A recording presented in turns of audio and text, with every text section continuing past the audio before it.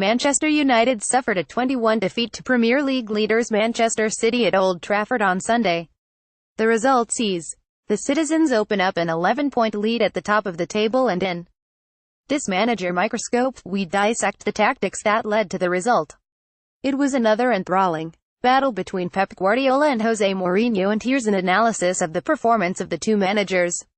Basic stats: Manchester United shots: 8 shots on target, 5 pass success, 69% aerial duel success, 42% dribbles, 115 tackles, 22 possession, 35%. Manchester City shots: 14 shots on target, 7 pass success, 82% aerial duel success, 58% dribbles, 119 tackles, 18 possession, 65%. Starting formations: Mourinho 4,231.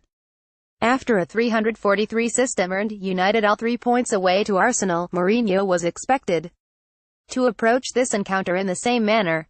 Rather surprisingly, he opted for a 4,231 formation with plenty of attacking talent on the pitch, with Romelu Lukaku, Jesse Lingard, Marcus Rashford and Anthony Martial all starting. The suspended Paul Pogba was replaced by Ander Herrera, who slotted in alongside Nemanja Matic in midfield. Marcos Rojo and Chris Smalling started in central defense despite Phil Jones returning to the squad, while Antonio Valencia and Ashley Young were the two fullbacks. Jose Mourinho Guardiola 433. While City retained the same system they employed against West Ham, Gabriel Jesus replaced Sergio Aguero in the front three, flanked by Raheem Sterling and Leroy Sane. Fernandinho anchored the midfield, also occupied by Kevin De Bruyne and David Silva. Fabian Delph started in midfield against the Hammers but was moved to left back, with Kyle Walker manning the right side of the defense. Nicolas Otamendi kept his place at centre back but was partnered by Vincent Kompany instead of Eliakim Mangala on this occasion. Pep Guardiola tactical turning points: Mourinho reaction to conceding first. United predictably sat behind and focused on containing City from the onset rather than taking the initiative at home. However, that needed to change after the visitors took the lead from a corner kick. The hosts finally began to throw numbers forward. A crucial switch, though, was Martial and Rashford swapping flanks, with the Frenchman playing on the left, where he is so dangerous from with his ability to cut inside and weave past defenders. That immediately began to cause problems in the City backline, but they were undone by defensive errors from both Otamendi and Delph, as Rashford kept his head to slot away the equalizer. Foot off the gas. Once they were back level, United appeared to take their foot off the pedal a bit. They did offer a threat on the counter but didn't start the second half with the same energy with which they ended the first, and they were made to pay for dropping off again. Set pieces were meant to be United's choice of weapon, but ironically, City took the lead again from another corner after Lukaku's botched clearance fell kindly for Otamendi to rifle in. Late push, trailing 21 with little more than 20 minutes on the clock. United switched gears again, but rather than exerting pressure on the visitors, the game descended into a scrappy affair, with neither side able to control possession and carve out openings.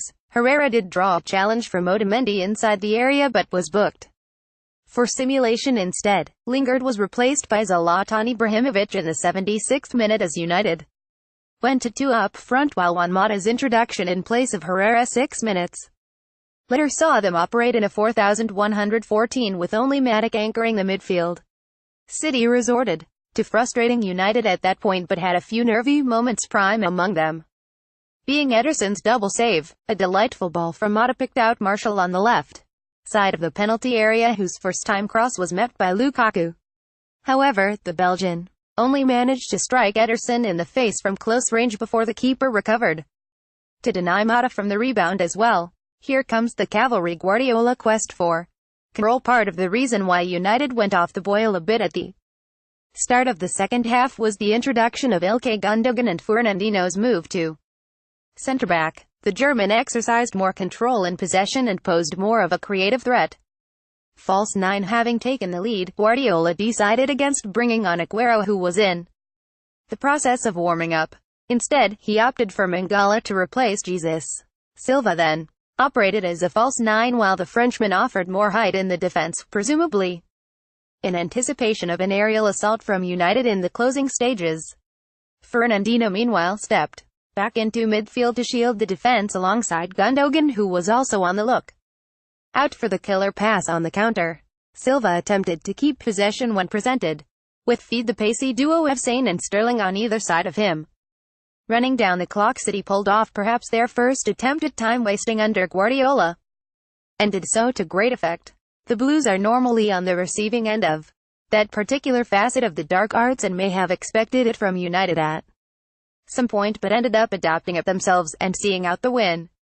In the last 10 minutes, City were uninterested in extending their lead, heading for the corner flag instead of United's goal. For once, it was Guardiola's men hastily clearing the ball, dragging their feet every time it went out of play and indulging in a moment or two on the deck after a challenge.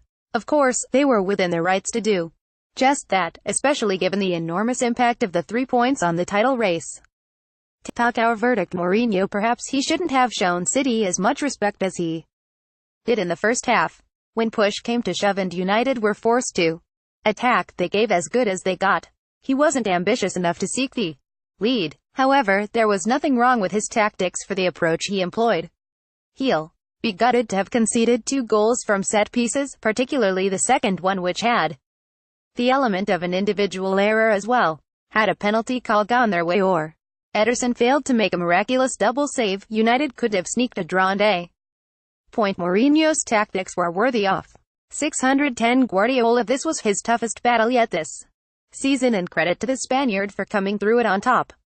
He couldn't break United's resolve in the manner in which he is accustomed, and did get the rub of the green to an extent from set pieces, but there's no question that his side were superior. They won the midfield battle, and impressively, Guardiola took a few measures he normally wouldn't to see out the win. He recognized that his side were not going to run away with the result and would have to battle to keep United out. They did just that. 710 undone. Your verdict, Mourinho. The Mourinho versus Pep Guardiola comparison is too flawed. Sentiments aside, Mourinho is the better coach all round. Pep always ends up with better players. A Neckham gem at a Neckham. Greg, December 10, 2017. So, Conte came to England and won the title in his first season. Now it looks like Guardiola will do it in his second season. Mourinho, with more EPL experience than both of them combined, is still doing project thinking face. Wole to it. King Wool, December 10, 2017. Guardiola, can we agree now that Pep Guardiola is better than Jose Mourinho?